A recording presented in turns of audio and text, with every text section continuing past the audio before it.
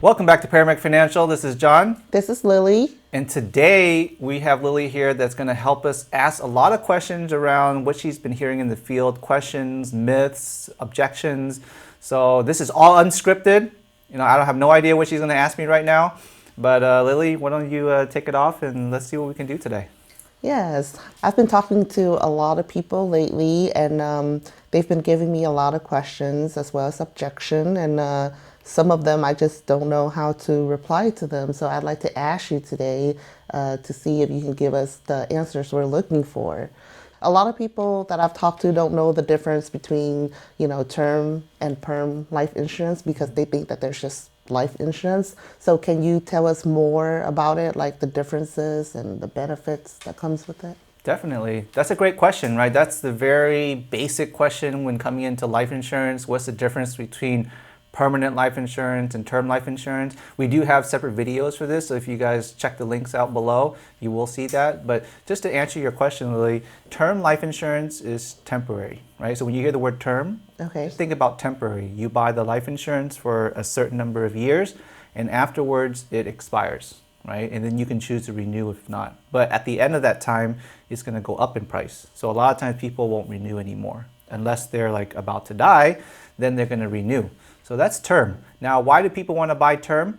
Term is very cheap because it's going to expire someday, right? So you can buy a lot of life insurance with very small premium. Okay. Right.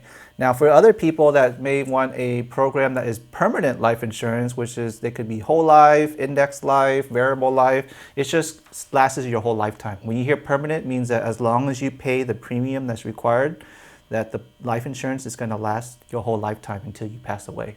Right? Okay. So then you don't have that factor that, I may need the life insurance longer than the term. This is going to last your whole lifetime. And a good thing about permanent life insurance as well is that it builds cash value, right? So you can, have some cash accessible to you that you can use later on. And then with the permanent life insurance, you can add on, special benefits like long-term care, living benefits, and things like that. The downside of the permanent is a lot more expensive because you have to protect for your whole lifetime. So that's kind of in a nutshell the difference between permanent and term. Okay. Now, is it true that whenever your term insurance is expired, you're able to get money back from it? Partially, yes. So what she's referring to, ladies and gentlemen, is a return of premium life insurance. Technically, it's not a term. It's structured like a term where it ends after, say, 20 years. And at the end of 20 years, if you don't pass away, they return the money to you. Okay. Right? So it's actually, technically, it's a permanent policy, but at the end of 20 years, if you didn't pass away, they return the premium back to you because there's cash value built in there. So that's good for people that say, you see that a lot. People sell it and that goes with their car insurance, a very small policy. And, the incentive is, hey, if you don't pass away, you get your money back. So there are policies out there, but they're more expensive. You're going to pay 3 times the price of a regular term because actually you're buying a permanent policy. That's why it's more expensive. Okay. And then also, I talk to people and I ask if they have life insurance already, and they tell me, yeah, I've purchased life insurance already. But when I ask them, oh, do you know what benefit comes with that? They'll tell me that they don't know, but then they'll refuse to listen to what I have to offer. So. Yeah, that's very natural because a lot of times when people think about life insurance, it's already a hard topic to talk about, Yeah. right? And so to bring it up again, if they already went through everything, they're thinking they're just thinking about, I have to go through all this again. I have to do all the medicals again. And they don't want to think, maybe their health's not good anymore. So they're just kind of they may not want to talk about it. But usually when people tell me that they have a policy, I'm excited, Yeah. right? I was like, oh, great. Just because you know why? Because that's wonderful that you have life insurance because you know the value of having life insurance and you have people that you want to protect that you care about. Yeah. Right? But if you don't know what you have, it's always the best time to always review your policy regularly to make sure that you still have the right policy that fits your family's needs. Right? And so it's just about, at that point, it's just about follow up, about building relationship with them and let them know, say, hey, you know what? No commitment, right? If you just have us take a look to see what you have, we can explain to you what you have. If you already have a good policy, we'll let you know exactly what you have. And then if there's something that may be better out there for you, we can compare and contrast to see which, if it's worth it to make a change. Okay. And then I remember this one incident back in like towards the beginning of the year where like a this one celebrity in Vietnam said she got scammed by insurance, and because it was posted all over Facebook, I noticed like a lot of people got scared from that incident. So what do you have to say about that? Like, Yeah, I mean, it was kind of very dramatic what happened, yeah, right? For me, it's like when something like that happens right away, you have to ask the question why, right?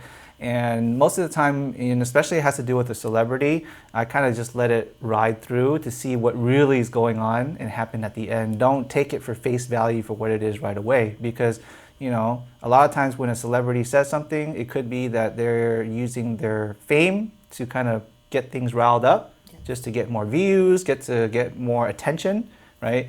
And at the end of the day, she ended up buying a different policy from another company, right? For another life insurance company.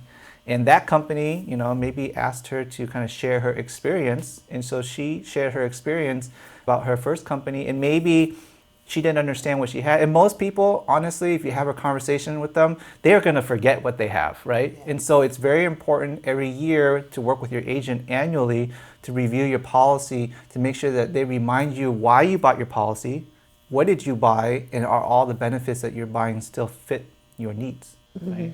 And so if an agent just kind of sells the policy and never talks to you again, and you forget, and then you start hearing all these things and you start to question, why did you buy this policy? And I had a lot of customers call me too, say, John, I want to cancel my policy. Is it a scam? And I say, no, it's not a scam. Let me remind you why you bought this policy. And hey, let's take a look at your policy right now. Look at your policy is doing okay, right? And then people feel better about it because it's more also a relationship too. yeah. And I also talked to like some family members, and I told them they should get life insurance so that if anything happened to them, their family would be taken care of. And they disagree with me because they said that they would rather invest in assets and stuff. So what, like, is that a good idea? It depends on each situation, right? So normally when I talk to a client, and I'll ask them what's important to them, right? So they may tell me like, retirement's important to them, their children are important to them. It really depends on the person. But for your specific answer, sometimes people, they do say that, right? Hey, I work hard for my money and I put the life insurance, and the other person is gonna, like you said, gonna go buy a new wife, buy a new husband, like whatever it is, right? And that was true before, because life insurance has evolved since then. Before, life insurance only you die and it pays.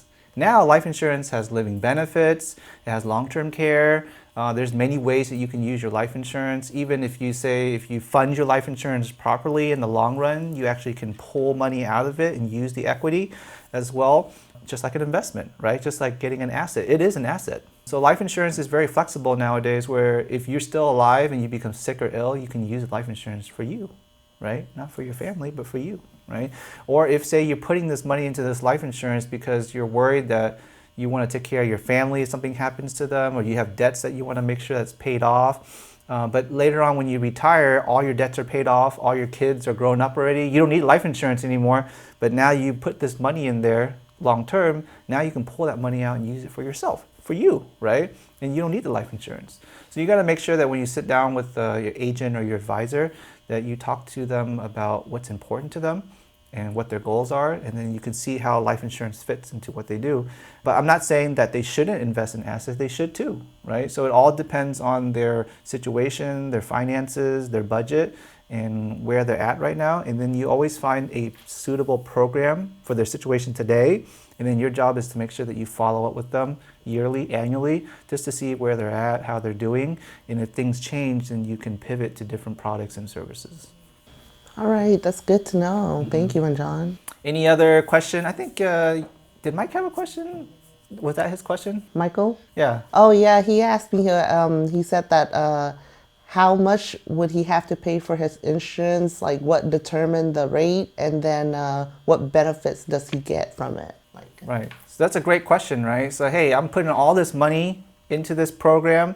How much is it going to cost me? And what do I get for it, right? So, put it in a nutshell, everybody's different. But the three main factors that drive the cost for the life insurance is, first is your gender, male or female, right? If you're male, it's going to be a little more expensive because statistically they pass away sooner than women do.